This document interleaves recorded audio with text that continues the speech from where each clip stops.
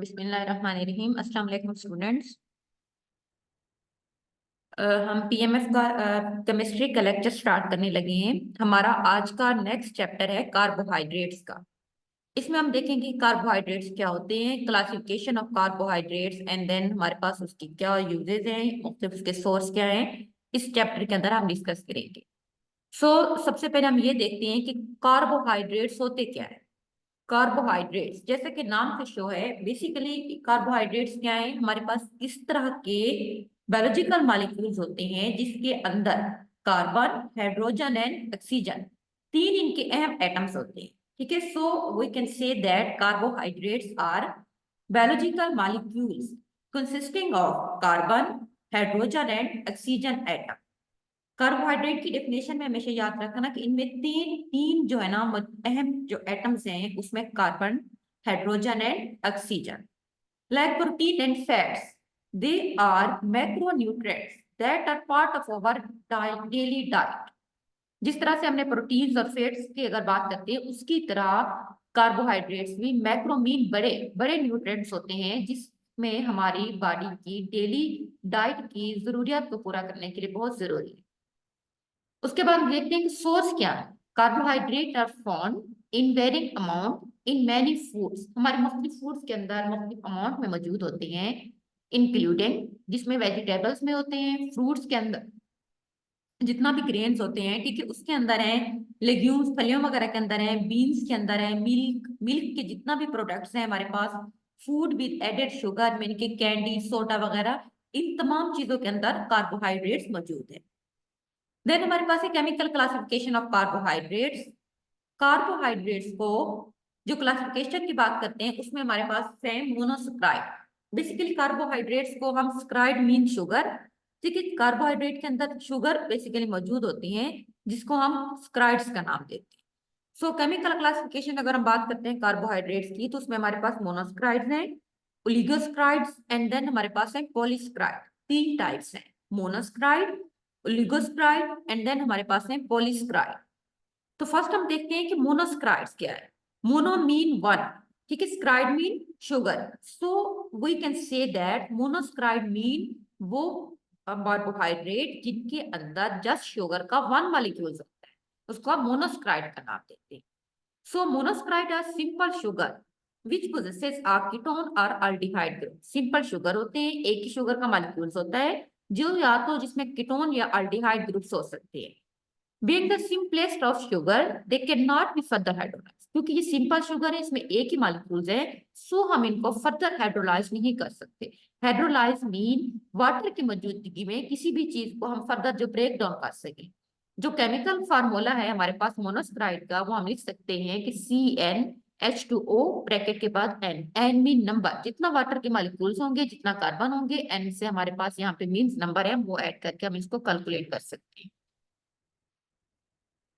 Monosaccharide are classified into, अगर हम इनके फर्दर इनको क्लासिफाइड कर सकते हैं ट्रायोसिस के अंदर, मीन ट्रायोसिस, ठीक है, टेट्रोसिस, ट्रायोसिस 3 शुगर, इसके इसमें आ सकते हैं टेट्रोसिस 4 शुगर, पेंटोसिस 5 शुगर, हेक्सोसिस 6, हेप्टोसिस 7।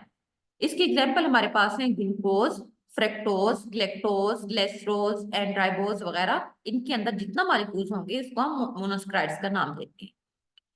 कुछ इंपॉर्टेंट मोनोसैकराइड्स की तरह बात करते हैं, उसमें सबसे पहले हमारे पास है glucose. The name glucose is from A Greek word glucose, जिसका मतलब होता है स्वीट। ग्लूकोज क्या है, मोनोसैकराइड है, जिसका टेस्ट जो होती है वो स्वीट टेस्ट है, मीठा है। It is one of the 3 monosaccharide that used by the body, but it is only one that can use directly to produce ATP। Glucose हमारी बॉडी के अंदर जितना भी कार्बोहाइड्रेट, जिसका मोनोसैकराइड्स का नाम देते हैं, उसमें यूज होने वाला एक अहम हमारे पास क्या है कि मोनोसैकराइड है, लेकिन ये ओनली वन मॉलिक्यूल्स है जो डायरेक्टली तौर पर एटीपी को प्रोड्यूस करने के लिए यूज होता है। ATP mean adenosine triphosphate energy के ग्रुप्स होते हैं, जो हमारी बॉडी के अंदर ग्लूकोज इनको प्रोड्यूस करता है, जो हमारी बॉडी को एनर्जी प्रोवाइड करता है। ATP is used by the body for energy, ठीक है, एनर्जी के लिए हमारी बॉडी के अंदर यूज होता है। ATP is only molecule that can be used for energy. हमारी बॉडी के अंदर जो एक molecule ATP mean adenosine triphosphate, एक मॉलिक्यूल होता है जो कि एनर्जी को यूज करने के लिए इस्तेमाल होता है।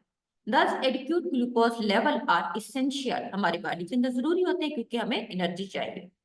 Glucose is both helpful and harmful to the organism. अगर हम बात करते हैं ग्लूकोज की, तो ये हमारे लिए जितना हेल्पफुल है उतनी हमारे लिए हार्मफुल भी हो सकता है अगर इसकी कंसंट्रेशन हमारी बॉडी के अंदर, किसी भी ऑर्गेनिजम्स की बॉडी के अंदर ज्यादा हो जाए।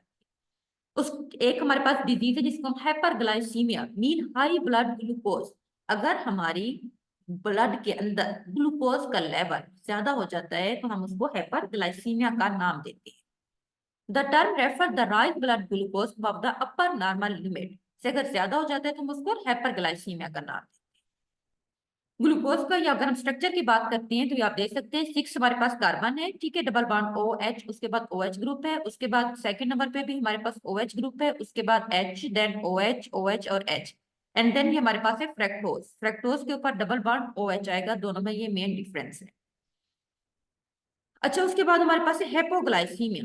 हेपर मीन जिसमें ब्लड ग्लूकोज लेवल नॉर्मल से ज्यादा हो जाता है, hypo mean low blood glucose. Term hypo का मतलब होता है वो कंडीशन जिसमें ब्लड ग्लूकोज नॉर्मल लिमिट से भी बिलो आ जाता है, डिक्रीज हो जाता है, उसको हम हेपोग्लाइसीमिया का नाम देते हैं। When the body cannot regulate glucose level, disease जिसको हम डायबिटीज मिलेटिस कहते हैं वो हो जाती है। डायबिटीज मिलेटिस में क्या होता है कि ग्लूकोज का लेवल हमारी बॉडी के अंदर ज्यादा हो जाता है क्योंकि हमारी बॉडी प्रॉपर तौर पर ग्लूकोज को रेगुलेट नहीं करती, जिसकी वजह से हमें डायबिटीज मीन शुगर की बीमारी होती है। नॉर्मल ब्लड शुगर क्या है? नॉर्मल अगर हम फास्टिंग मीन जिस टाइम खाना ना खाया होता है उसको हम फास्टिंग कहते हैं, उसमें ब्लड शुगर जो लेवल होता है वो नॉर्मल जो है उसकी वैल्यू 70 एंड 110 mg पर डी है।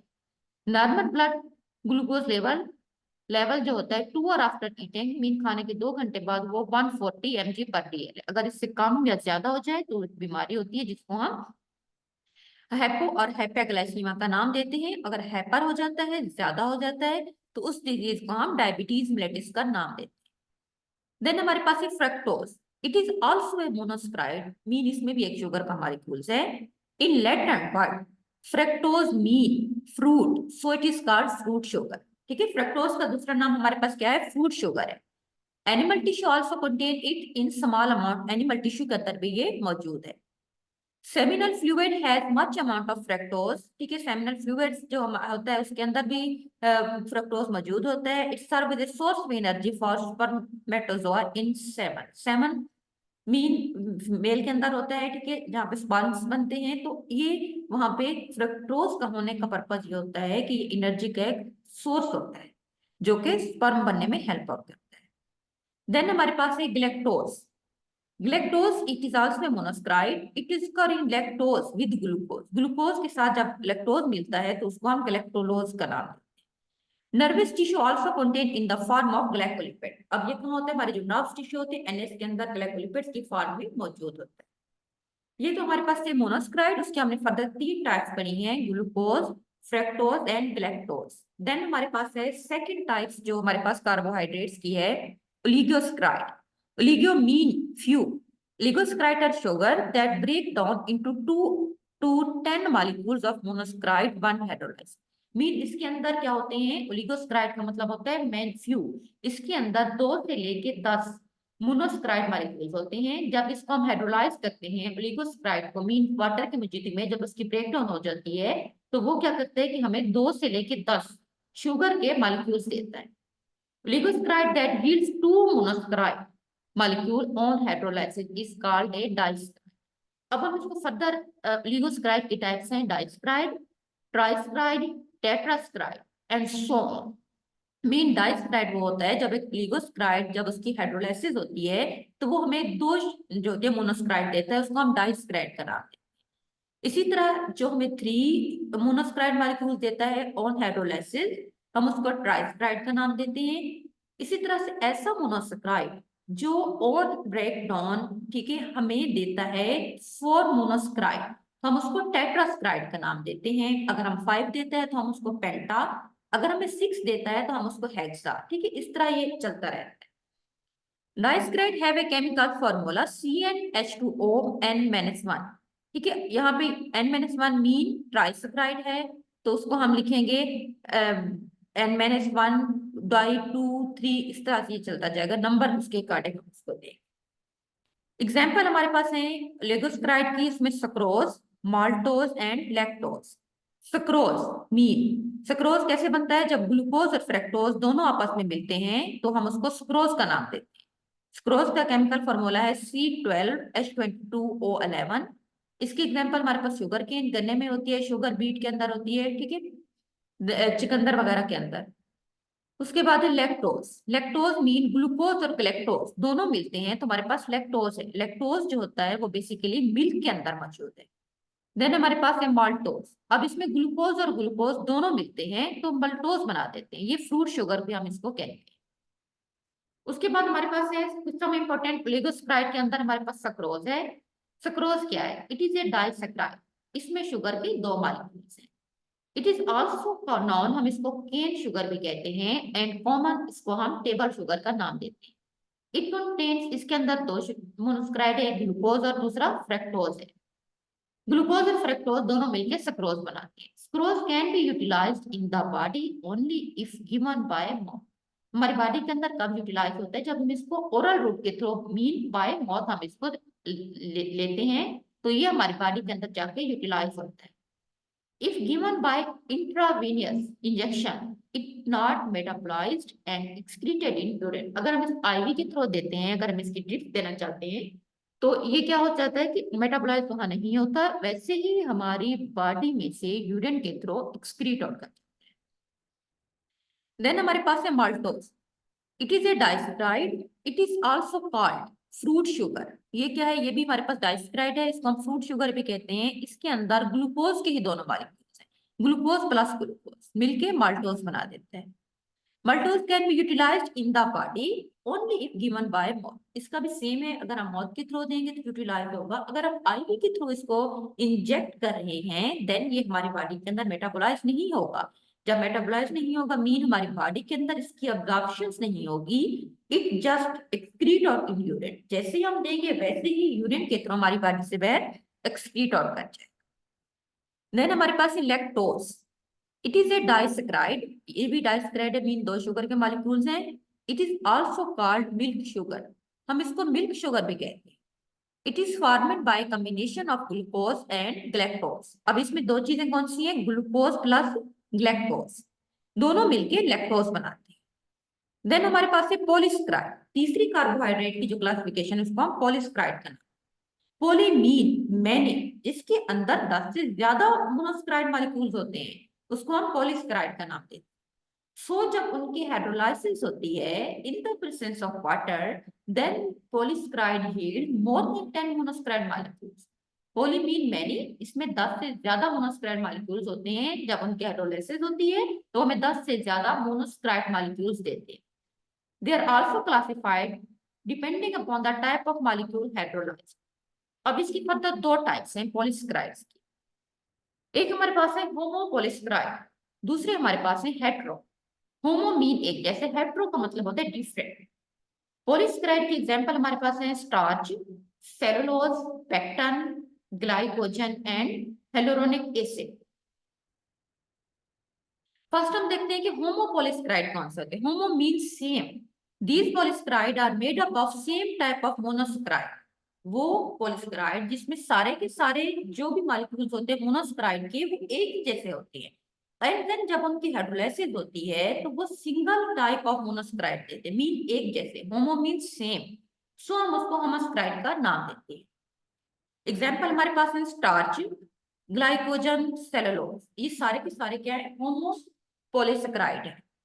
स्टार्च क्या है, it is a homo polysaccharide, इसकी एग्जांपल है in plant polysaccharide are stored in the form of starch. Plant में अगर हम बात करते हैं तो जो पॉलीसैकराइड होते हैं वो स्टार्च के फॉर्म में स्टोर होते हैं। It is used as a food by animals, ठीक है, एनिमल्स के थ्रू फूड के तौर पर इसको यूज करते हैं। The enzymes which are needed for digestion of starch are called amylases. ये आप लोगों ने याद रखना है कि स्टार्च को डाइजेस्ट करने के लिए जो एंजाइम्स होता है उसको हम अमाइलेसिस का नाम देते हैं। देन हमारे पास है glycogen, it is also a homopolysaccharide, mean sugar के मॉलिक्यूल सेम होते हैं। It is also called as animal starch, हम इसको एनिमल स्टार्च भी कह सकते हैं। In human body it is mainly store in liver and muscles. हमारी बॉडी और में अगर हम बात करते हैं तो ये लिवर और मसल्स के अंदर स्टोर होता है। When body need glucose, it give much glucose on hydrolysis। अब ये क्या होता है, ग्लाइकोजन के अंदर बेसिकली ग्लूकोज, जब हमारी बॉडी को ग्लूकोज की जरूरत होती है तो ग्लाइकोजन हमें ग्लूकोज प्रोवाइड करता है। देन हमारे पास है सेलुलोज।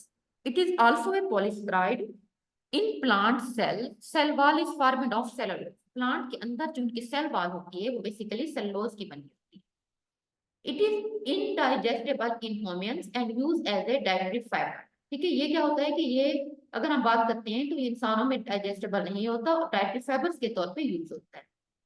सेकंड हमारे पास है हेट्रोपॉलीसेकेराइड। पहले हमने पढ़े थे होमो मीन सेम, देन हमारे पास है hetero. Hetero mean different.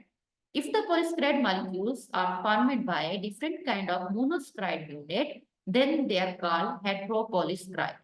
Because इनके अंदर जो मोनोसैकेराइड हैं वो डिफरेंट टाइप्स के होते हैं।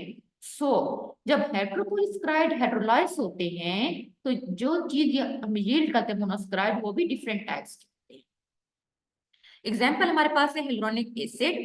It is made of repeating unit of N-acetylated glucose, amine and glucuronic acid। इसमें अमाइंस के ग्रुप होते हैं, ग्लूकुरोनिक एसिड होता है, N-acetylamine होते हैं, ये सारे आपस में मिलकर hyaluronic acid बनाते हैं।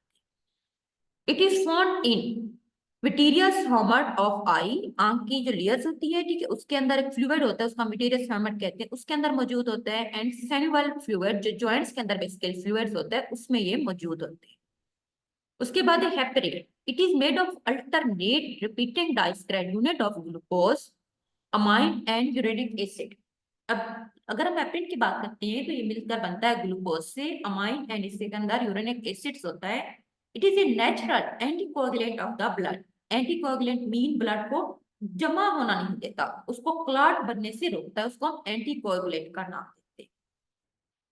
ये हमारे पास था केमिकल क्लासिफिकेशन कार्बोहाइड्रेट की। 3 टाइप्स का हमने डिस्कस की थी। सेकंड चीज हमारे पास है function of carbohydrate.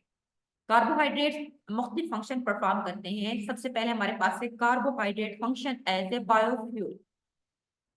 Glucose is oxidise to produce carbon dioxide and water. Glucose जो होता है वो ऑक्सीडाइज होता है, जिसकी वजह से कार्बन डाइऑक्साइड और वाटर प्रोड्यूस होता है। Energy is release in this process that is use function of the cells. तो सो ये क्या होते हैं, बायोफ्यूल के तौर पर काम करते हैं, मीन ये बर्न होते हैं, एनर्जी में मिलती है, जो कि हमारी बॉडी के लिए बहुत जरूरी है। सेकेंड हमारे पास है carbohydrate function as storage food. Polysaccharide जिसमें खास तौर पर स्टार्च है, वो एक स्टोरेज फूड के तौर पे एक्ट करती है प्लांट्स के लिए। उसके बाद ग्लाइकोजन भी हमारे पास कार्बोहाइड्रेट है जो हमारे लिवर और मसल में स्टोर हो जाता है और फूड प्रोवाइड करते हैं एनिमल्स। सो कार्बोहाइड्रेट का function as a storage of food भी है। देन हमारे पास है carbohydrate function as a framework in the body. Mean मुख्तलिफ कार्बोहाइड्रेट हमारी बॉडी को, मुख्तलिफ लिविंग ऑर्गन की बॉडी को मेंटेन रखने के लिए, उनको एक फ्रेमवर्क प्रोवाइड करने के लिए बहुत जरूरी होती है। Cellulose form cell wall of the plant along the hemicellulose and pectin. Pectin और हेमीसेलुलोज एक प्रोडक्ट है सेलुलोज का, आपस में मिलकर प्लांट की सेल वॉल बनाते हैं। सो प्लांट को एक प्रॉपर शेप मिलती है, उनकी एक टेक्सचर जो होती है वो मेंटेन रहती है। उसके बाद हमारे पास है chitin form cell wall of fungal cells and exoskeleton of arthropod. Chitin जो होती है वो फंगस, जितनी भी फंजाई वगैरह होती है उनकी सेल वालों से बनी होती है, ये भी बेसिकली कार्बोहाइड्रेट्स हैं। इस तरह एक्सोस्केलेटन ऑफ आर्थ्रोपोड भी उससे मिलकर बनता है। देन हमारे पास है peptidoglycan form cell wall of bacteria and carbohydrate की सेल वॉल जो होती है वो पेप्टाइडोग्लाइकेन की बनी होती है। So carbohydrate function as a contributing material to cellular structure. Simple हम कह सकते हैं कि जितना भी सेल्स हैं मुख्तलिफ एनिमल्स, मुख्तलिफ प्लांट्स के, मुख्तलिफ माइक्रो ऑर्गेनिजम्स के, उन सब की सेल वॉल की जो स्ट्रक्चर होती है वो बेसिकली कार्बोहाइड्रेट्स की बनी होती है। Carbohydrate function as a anticoagulant. Carbohydrate जो होते हैं वो एंटीकोएगुलेंट का तो भी काम भी करते हैं, खास तौर पर हेपेरिन। एक हमारे पास पॉलीसेकेराइड है which act as an anticoagulant and prevent intravascular clotting। Vessels के अंदर ब्लड के क्लॉट बनने को रोकती है। देन हमारे पास है carbohydrate function as antigen. Many antigen और ग्लाइकोप्रोटीन विच कंटेन, जिसमें ओलिगोसैकेराइड होते हैं in nature and give immunological properties of the blood. हमारे ब्लड के अंदर, हमारे इम्यून सिस्टम के अंदर जो होती हैं इम्यूनोलॉजिकल प्रॉपर्टीज होती हैं, क्योंकि एंटीजन के तौर पर एक्ट करते हैं। कार्बोहाइड्रेट ऐसे हार्मोन्स में इनका फंक्शन है। As a hormone carbohydrate act करते हैं, खास तौर पर FSH फॉलिकल स्टिमुलेटिंग हार्मोन है, जो कि ओव्यूलेशन इन फीमेल के अंदर, क्योंकि अब्यूज बनने में इसका अहम किरदार होता है, तो उसके लिए भी जरूरी है। And then LH mean luteinising hormone, ये दोनों के लिए कार्बोहाइड्रेट्स के जो होते हैं जरूरी होते हैं, जो इनकी प्रोडक्शन में हेल्प आउट करते हैं। रिप्रोडक्टिव प्रोसेस के अंदर भी ये हेल्प आउट करते हैं। Carbohydrate provide raw material for industry, ठीक है, मुख्तलिफ इंडस्ट्री, जिसमें टेक्सटाइल इंडस्ट्री है, पेपर इंडस्ट्री, उसके बाद हमारे पास ल्यूकर इंडस्ट्री एंड बेवरेज वगैरह के अंदर, उन सब के अंदर जो होती है वो कार्बोहाइड्रेट जो होती है एज ए रॉ मटेरियल के तौर पर एक्ट करते हैं। इसके अदर फंक्शन क्या है कि एगर एगर जो बेसिकली माइक्रोबायोलॉजी के अंदर हम बात करते हैं, हमारे पास एगर मीडियम बनाने के लिए यूज होता है, वो पॉलीसेकेराइड होता है जो कल्चर मीडियम में यूज होता है लैक्सेटिव एंड फूड के अंदर। इस तरह हमारे पास सेलुलोज है जो कि एक रफ एज ऑफ फूड के तौर पर एक्ट करता है। ये हमारे पेरास्टाइलेसिस मूवमेंट, जितना भी जीआईटी की मूवमेंट्स होती है स्टिमुलेट कर देता है, हमारे डाइजेस्टिव सिस्टम को हेल्प आउट करता है, उसको स्टिमुलेट करता है। उसके बाद है हेलोरेनिक एसिड जो कि हमारे जॉइंट्स के अंदर होता है as well as oval fluid के अंदर, एंड प्रोवाइड फ्रिक्शनलेस मूवमेंट्स हमें प्रोवाइड करता है। तो ये हमारे पास मुख्तलिफ कार्बोहाइड्रेट्स की फंक्शन है। सो कार्बोहाइड्रेट्स हमारे पास एंड हो गया है। अल्लाह हाफिज।